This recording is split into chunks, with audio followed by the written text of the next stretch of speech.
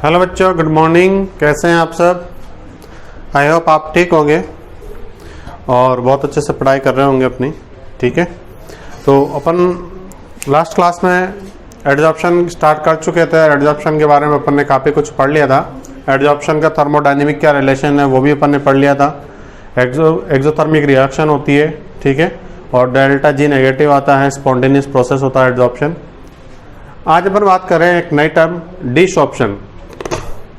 Desorption को हिंदी में बोलते हैं बेटा विशोषण।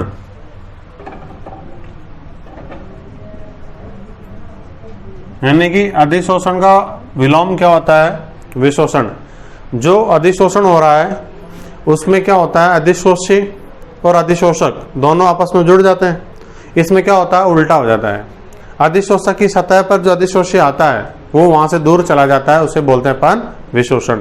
यानी कि यह एक विपरीत घटना है अधिशोषण की। इंग्लिश में बात करें अपन, डिसऑर्प्शन क्या है? It is opposite phenomena of adsorption in which adsorbate molecules moves away from adsorbent. जैसे मान लीजिए कि कोई ये एडजॉर्बेंट है, इस एडजॉर्बेंट के ऊपर ये छोटे छोटे पार्टिकल्स हैं जो कि एडजॉर्बेट है, ये यहाँ पर आके चिपक गए।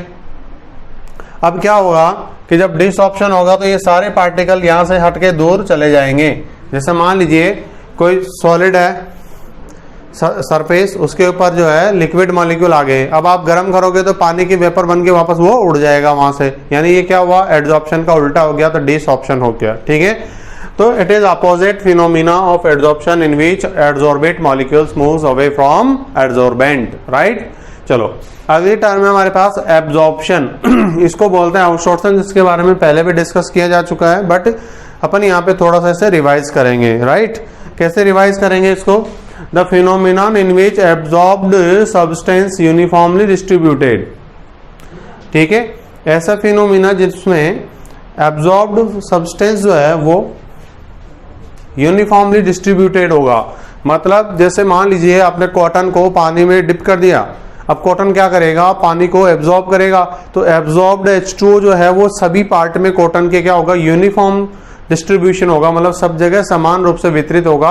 इसे अपन कहेंगे एब्जॉर्प्शन, अवशोषण। ठीक है, जैसे कॉटन एब्जॉर्ब वाटर, NH3 जो होता है वो वाटर को एब्जॉर्ब करके क्या बना लेता है, NH4OH।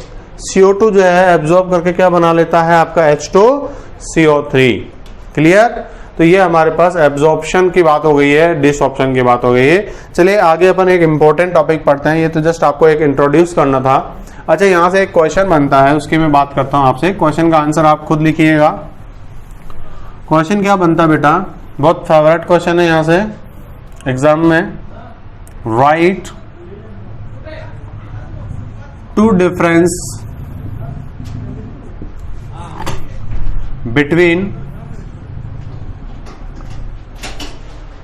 between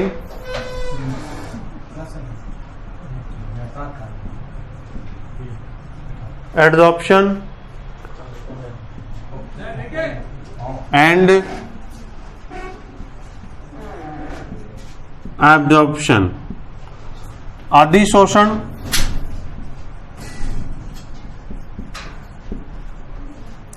और अवशोषण।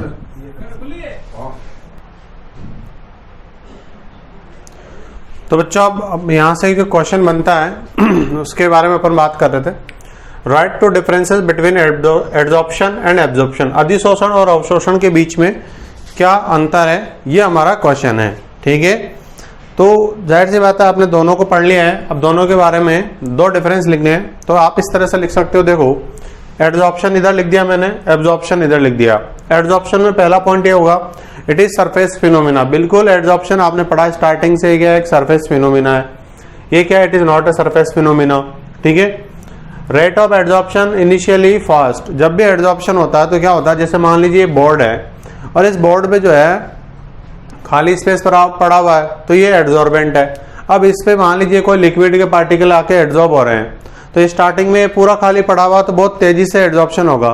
बट जैसे जैसे ये ऑक्यूपाई हो जाएगा, जैसे जैसे यहाँ पर मॉलिक्यूल्स अपने अपनी जगह सेट हो जाएंगे, बैठ जाएंगे, तो खाली स्पेस कम होता जाएगा, वैसे वैसे नए आने वाले, ठीक है, मॉलिक्यूल को जो यहाँ पर आकर के अटैच होना चाहता है उसे थोड़ा सोचना पड़ेगा, यानी धीरे धीरे स्पीड हो जाएगी कम। ठीक है, जैसे मान लीजिए एक कमरा है खाली, उसके अंदर स्टूडेंट बैठेंगे एकदम जाकर के, तो जब खाली है तो एकदम तेजी से जाके बैठ जाएंगे। ठीक है, बट जब बाद में आफ्टर सम टाइम, कुछ टाइम के बाद जो नया स्टूडेंट आएगा उसको थोड़ा रूम में बैठने से पहले अपनी जगह देखनी पड़ेगी, कहाँ पे जगह खाली है मैं वहां जाके बैठ जाऊं। ठीक है ना, तो वो स्पीड कम हो जाती है बाद में। तो इसी तरह से क्या होता है, rate of absorption initially fast, starting में फास्ट होता है बट सम टाइम बाद वो क्या हो जाता है, स्लो हो जाता है। जबकि ऐसा नहीं होता एब्जॉर्प्शन में। एब्जॉर्प्शन में क्या होता है, एक साथ जितना भी एब्जॉर्ब करना, जैसे रुई है, रुई पानी को जितना एब्जॉर्ब करना होगा पानी में डुबो दोगे आप, तुरंत एब्जॉर्ब कर लेगी, उसमें फास्ट या स्लो का कोई मैटर नहीं होता है।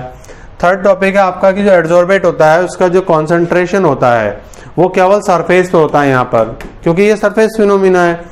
बट यहाँ पर जो है सरफेस पे ना होकर पूरे सब्सटेंस में यूनिफॉर्मली डिस्ट्रीब्यूटेड होता है। जैसे कि कॉटन है, रसगुल्ला है, गुलाब जामुन है, ये चाशनी का क्या करते हैं, एब्जॉर्प्शन करते हैं, तो सभी जगह एक जैसा डिस्ट्रीब्यूशन होता है चाशनी का। ठीक है भाई, तो ये दो डिफरेंस आपसे पूछे जाते हैं, बट अपन ने 3 लिख लिए हैं। जो भी आपको बेस्ट लगे 2 याद कर लेना, ये बहुत अच्छा क्वेश्चन है, यहाँ से बनता रहता है। ठीक है बच्चों, अब अपन बात करने वाले हैं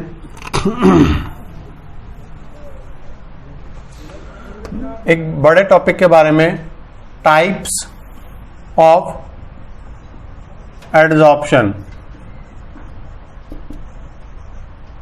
ठीक है, अधिशोषण के प्रकार। ठीक है, तो अधिशोषण के प्रकार की अपन बात कर रहे हैं, तो यहां पर देखो अधिशोषण जो है किस प्रकार से उसे अपन पढ़ सकते हैं ये देखते हैं। ठीक है, कितने टाइप्स का होता है, 2 टाइप्स का होता है बेसिकली। तो हम इसमें लिखेंगे on the basis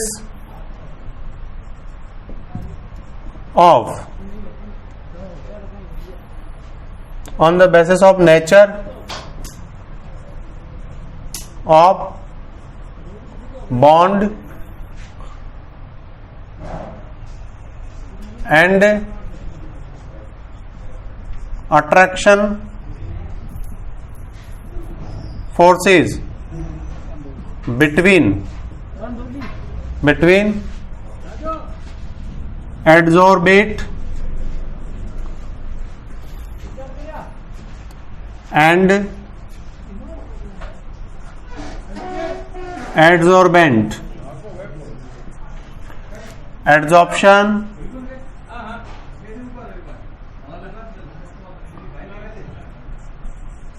adsorption is 2 types। ठीक है, पहला है बेटा आपका, मतलब ए और बी लिख देते हैं अपन इसको। ए फिजिकल एड्सॉर्प्शन, ठीक है। दूसरा है आपका केमिकल एड्सॉर्प्शन। तो जो फिजिकल एड्सॉर्प्शन है उसको हिंदी में क्या बोलते हैं अपन, भौतिक अधिशोषण, और जो ये है इसे बोलते हैं अपन रासायनिक अधिशोषण। अब जो फिजिकल एड्सॉर्प्शन है आपका और केमिकल एड्सॉर्प्शन है, ये क्लासिफिकेशन किस टाइप से किया, किस बेसिस पे किया, देखिए on the basis of the nature of bond and attraction force between adsorbate and adsorbent. भाई एड्सॉर्बेंट की सरफेस पे आके कौन अटैच होता है, एड्सॉर्बेट। तो उन दोनों के बीच में कैसा तो बॉन्डिंग नेचर है, केमिकल बॉन्ड बनता है या नहीं बनता है, वैंडरवाल बॉन्ड बनते हैं या नहीं बनते इस बेसिस पे, या फिर उन दोनों के बीच में अट्रैक्शन फोर्स कैसे हैं, स्ट्रॉन्ग है या वीक है, इस बेसिस पे हम जो है 2 टाइप के यहाँ पर जो है क्लासिफिकेशन किए हैं। पहला है फिजिकल एड्सॉर्प्शन, दूसरा है केमिकल एड्सॉर्प्शन, राइट। तो दोनों को नोट कर लीजिए और फिर उसके बाद पहला हेडिंग लगा लीजिए आप फिजिकल एड्सॉर्प्शन, जिसके बारे में अपन डिटेल से पढ़ने वाले हैं। ठीक है, तो हमारा जो पहला है फिजिकल एड्जॉर्प्शन, बहुत इंपॉर्टेंट है दोनों, इन दोनों में से डिफरेंस का क्वेश्चन आता है, दोनों को ध्यान से पढ़िएगा। इसके बाद लास्ट में टॉपिक खत्म होने पे अपन एक क्वेश्चन करेंगे जो कि बोर्ड एग्जाम में अधिकतर पूछा जाता है, right the difference between physical and chemical adsorption. ठीक है, चलो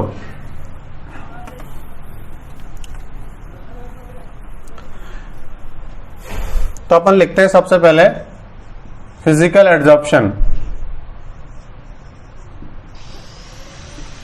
फिजिकल एड्जॉर्प्शन, इसका एक और नाम है बच्चों, इसको शॉर्ट में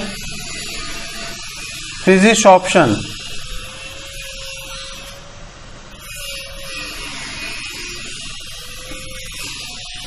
फिजिशॉर्प्शन भी इसको कहते हैं। ठीक है, हिंदी में क्या बोलते हैं अभी मैं लिख चुका हूं, भौतिक अधिशोषण। तो फर्स्ट पॉइंट इसके बारे में लिखिए आप,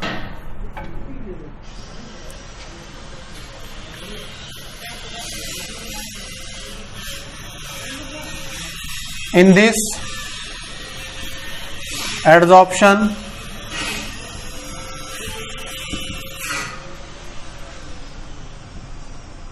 adsorbate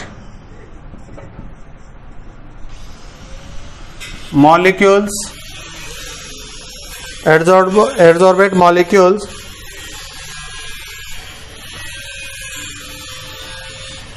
attached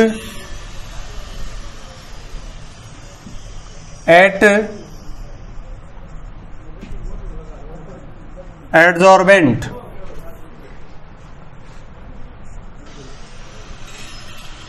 through weak van der Waal attraction forces। Example, adsorption of hydrogen gas at nickel surface। ठीक है, दूसरा एग्जाम्पल,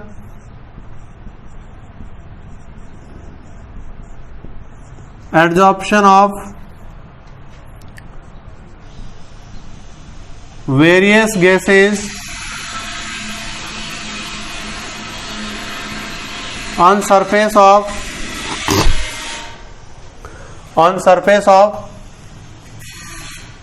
charcoal।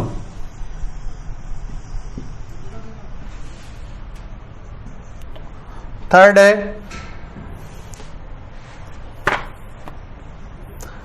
adsorption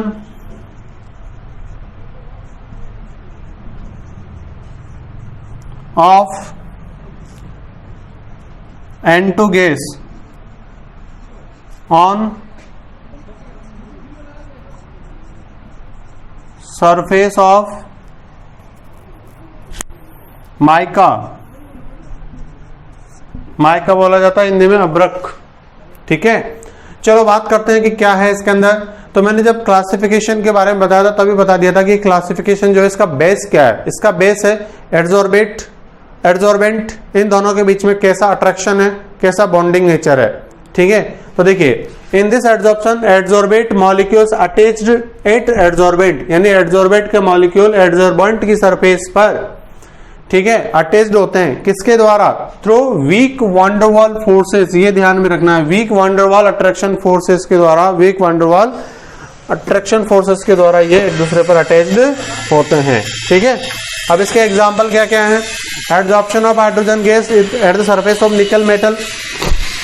निकल की सरफेस पर हाइड्रोजन का एड्सॉर्प्शन होता है, वहां पर वीक अट्रैक्शन फोर्सेस भी होते हैं।